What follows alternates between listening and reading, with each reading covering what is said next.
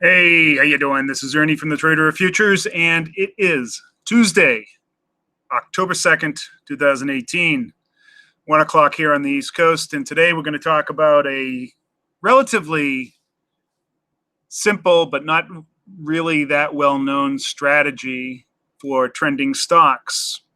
Now, before I begin, one of the things that I often say about strategies, and harking back to yesterday's talk where I talked about, what makes a trader a winner, and talking about a systematic approach and multiple strategies, multiple non-correlated strategies. So I thought I'd occasionally sprinkle in a few strategies, and this is one of those strategies. And I've often said that, strategy shouldn't be predicated on technical analysis. Technical analysis should be used to uncover the edge that you've identified and to model that, and then to identify the setup.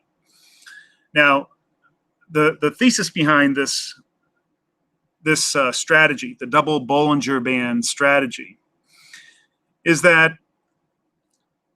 very liquid, relatively volatile stocks that are trending have a certain way that they behave. There's a lot of anticipation, pent-up demand built up for these things, and they often, while they're trending, will have surges and then retractions. And those surges in volatility are very easy to detect using Bollinger Bands. Bollinger Bands are typically a great way to measure and to see expansion and contraction of volatility within a stock.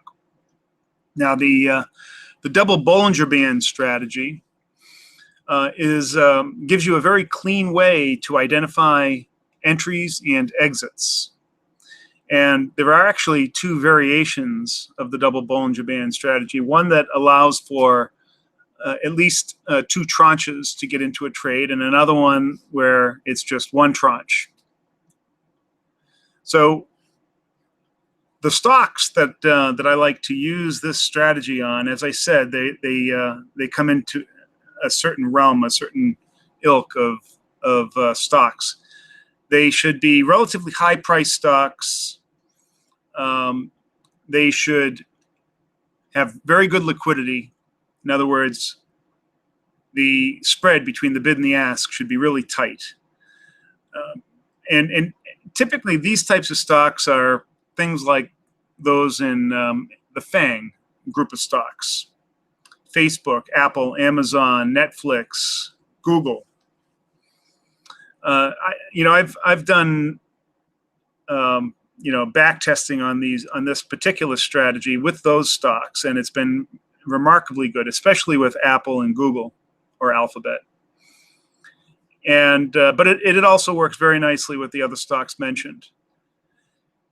It's the kind of strategy that's relatively easy to pick off from a discretionary point of view. In other words, you don't need to have an automated system. It's a swing strategy. So, in other words, these moves tend to go on. I mean, they can open and close within a day, but generally you're looking at 2 days to a week, sometimes more, that you could be in a trade with this. And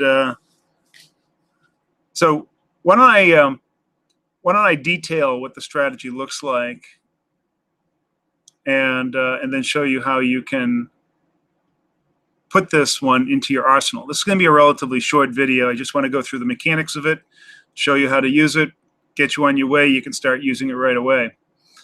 But like I said, you want to be very careful about the stocks that you're using it with. You want stocks that are trending, that have good liquidity, generally higher price stocks. And when I say higher price, I mean stocks that are $50 or more. And there's a reason for that, but they tend to work the best. They have the best return on capital. And it's important to note that because a stock is high price doesn't mean that you can't afford it. all we really care about is the relative move. We don't care about the price of the stock. You don't have to buy 100 shares as a minimum position in a stock. You can buy one share. And particularly with a high price stock, one share, two shares, three shares might be enough for you or the size of your account. So take that into consideration. So if someone ever tells you that a stock is too expensive, then they don't know what they're talking about. The price of a stock does not determine whether it's too expensive or not. Expense is a term that should only be used relative to the earnings potential and the relative movement of that stock. It should have nothing to do with the actual price of the stock. I mean, there are some notable exceptions where a stock might be so expensive per share that it may preclude you actually taking a position. So in other words, if a stock has a share price of several $1,000s, that might be difficult for some people to get into a stock like that. But, stocks like the ones that we're talking about that are generally $1,000 or less per share, even with a small account, you can buy a few shares and still make do with these strategies. All right. So the first thing that I'm going to do is bring up TradingView.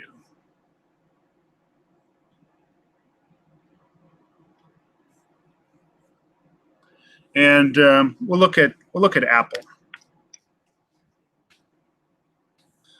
So let me switch over to TradingView. Hold on.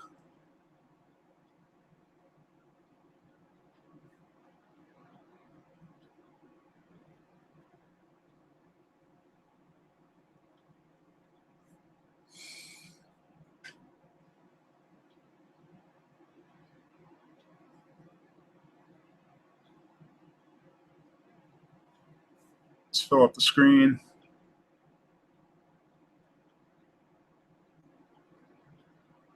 There we go. And we're going to add two Bollinger Bands. Now, the concept here is that we're waiting for breakouts on the Bollinger Band. And this strategy works equally as well with longs as well as shorts. However, if you're trending in a bullish trend, then the longs are going to certainly be of a higher quality trade and more reliable. If you're in a bearish trend, then obviously the shorts will be better. But in a volatile market, both longs and shorts should work, but I would favor the longs. Quite frankly, if it were me, I would just go long when the trend is up and go short when the trend is down. So let's take a look at a 4-hour version of Apple. And what we're going to do is we're going to put two Bollinger Bands on there. We're going to put, when I say two, Bollinger Bands measure standard deviation off of a moving average. And a one standard deviation Bollinger Band will basically look like a channel. There'll be a moving average and then either plus the moving average or minus the moving average with that one standard deviation. So let me, let's bring that up so we can see that. Bollinger Bands. All right, so here's a Bollinger Band. Let's see if we can modify it a bit.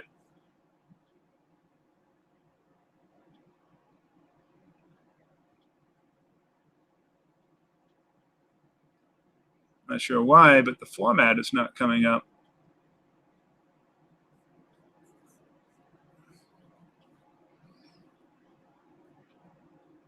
Isn't that odd?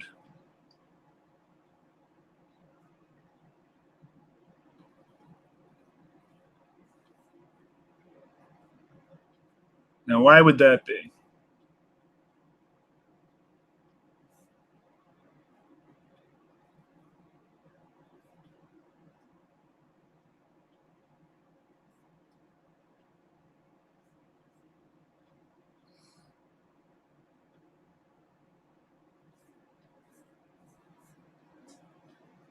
I mean, we don't need volume. We don't need volume profile. but for whatever reason, the format box will not come up. Isn't that strange?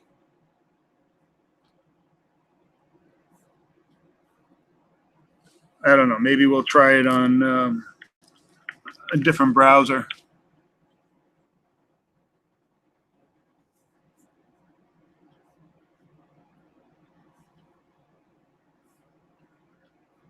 So we'll switch out of this browser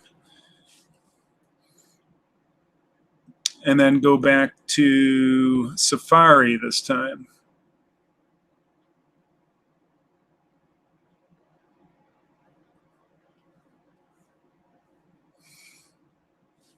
And we'll look up Apple. Full feature chart.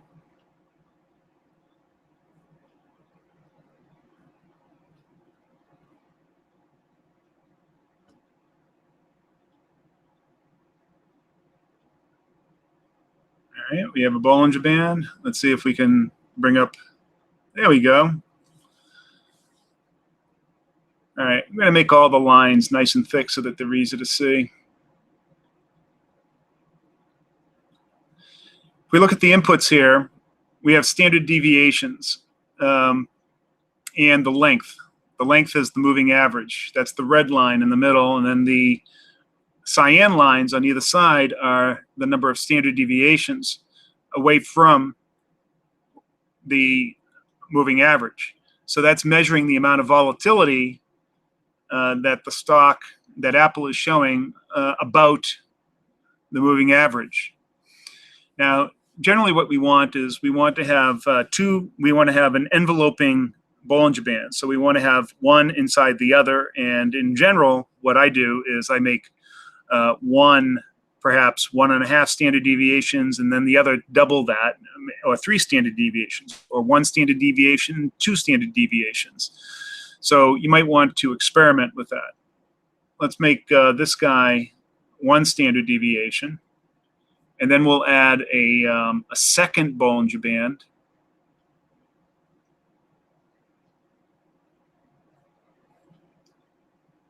All right, there we go. There's a second one. And we'll make that 2 standard deviations. And you'll see why in a second, why we have the double Bollinger Bands. They'll both have the same periodicity, the same length, 20. But they'll have different bands. And let's make these outer bands a different color that's easy to see. Maybe a nice fuchsia.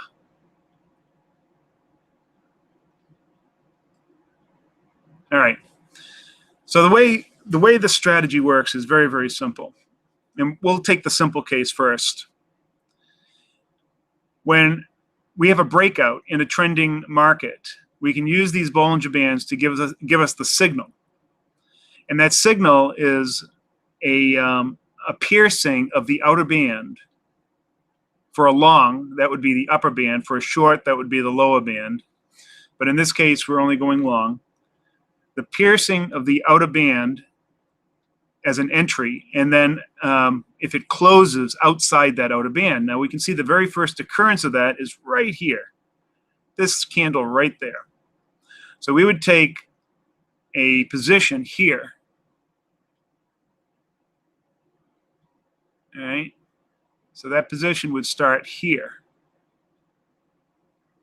And then we'll make that green to show it as a, all right. So we're taking a long position here. And what we're waiting for is a signal to exit. Now, there are 2 primary ways that we can exit. If we were doing the tranched version of this Bollinger Band, we would be waiting for the first exit where it would come back and then pierce the inner band and then close inside there. So we would have our first tranche here. So that would mean that we would have a double-sized tranche.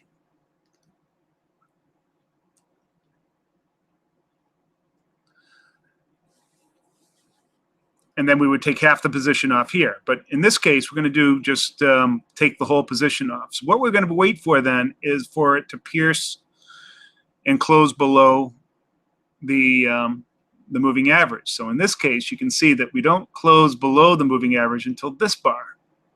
So you can see that that's a pretty substantial trade. We would have entered at about 201 and exited at about 222 for about a 22-point move. The other version of this would have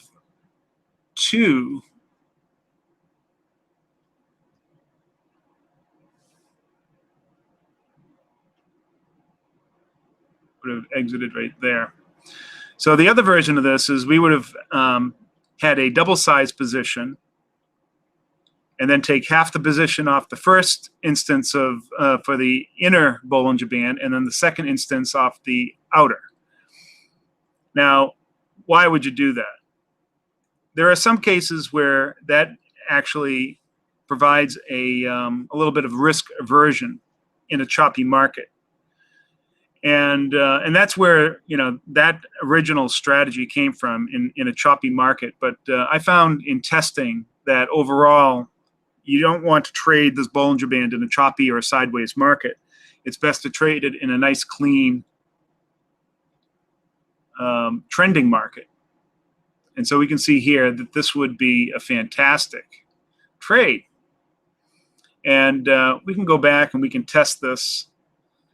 Even in events where we have a narrowing of the band,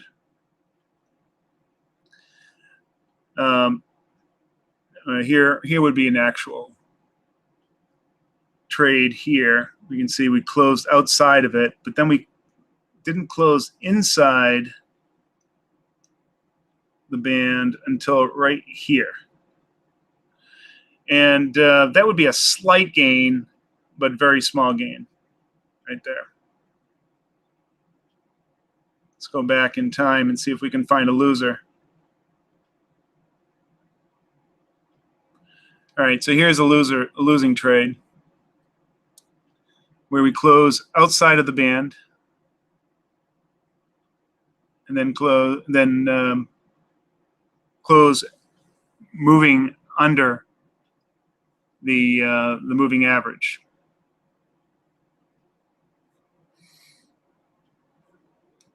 All right, so here's a move after a significant down move where we close outside the band and then close, well, that's not right where it closed. It closed right here after it crossed the moving average. Now, of course, I'm looking at these moving averages after the fact. And so they've been adjusted as time went on, 20 periods of data. So these may not have been the exact opens and closes, but this gives you a good indication. So we can see just in the past few months, we've had some really great trades. We've had 3 winners, 1 slight winner, 2 large winners, and 1 small loser. And we can go back for a long time and test this out. And you'll see that in general, it's a pretty good strategy.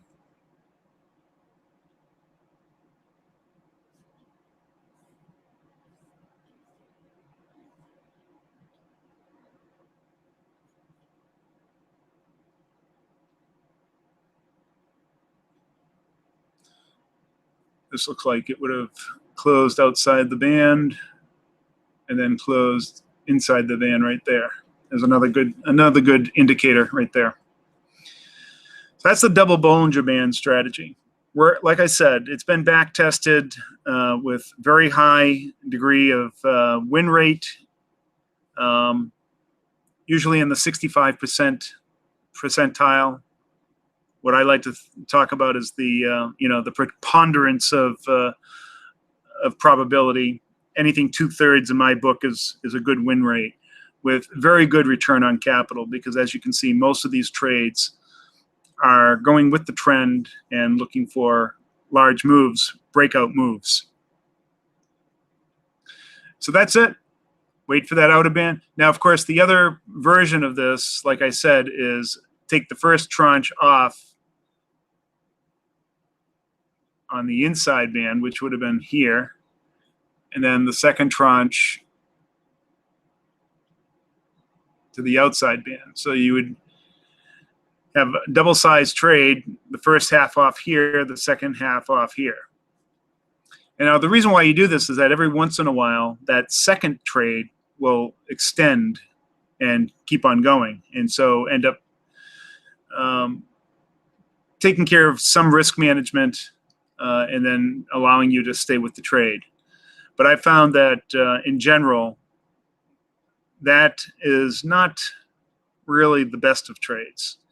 There is no significant advantage of doing a two tranche trade here. The one tranche trade is much easier to manage, and overall, I think, the difference in return isn't that much when you backtest. And I've backtested this back decades, and this has been a very effective strategy with Apple and Google. A little bit less with Amazon and Facebook and Netflix, but very effective with those as well. And maybe tomorrow what I'll talk about is how you might initiate a trade like this using options. But I'll show you one more trade tomorrow where we'll talk about options, and I'm going to call that one the over the weekend trade, and talk about how I came across that. That was a data mining trade that I found that works with Apple, and it had worked with Apple for literally decades, and it's a fantastic trade. All right, so let's go and check out some of the comments. Yeah, refresh happens sometimes. Sucky browser, that's why. Yeah, it was the Chrome browser. Should have worked with Chrome. Futures traders like actually Keltners, especially for lower time frames. No, I don't. I'm a futures trader, and I don't like Keltners. Ernie, do you trade this strategy with your money? Yes, I've traded this strategy with my money and other people's money for many, many years. Stav says, keep up those great videos. Thanks. There is also a short example at around 25th of February. And I wouldn't do the short unless we were in a downtrend, as a general rule. But I think you'll find that there are some short trades that do actually work. But if the major trend is up, I would only do, that's all I would do. I would do long trades. So we can see that the major trend is up, and that's all I would do. And this trade works in multiple time frames. You can do it in 30-minute charts, 1-hour charts, 4-hour charts, daily charts. It works equally as, and that all depends on what style trader you are. I mean, do you want to be a swing trader? Do you want to be more of a position trader? All right. Well, that's all I've got to say about the double Bollinger. As I said, that the double Bollinger is a fantastic strategy.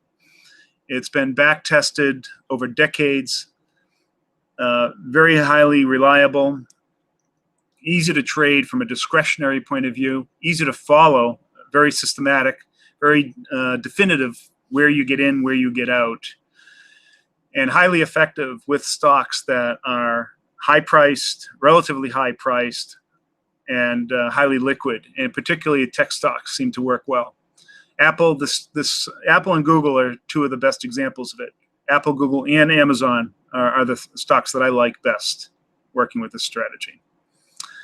All right, that's about it. Thank you very much, and we'll see you next video.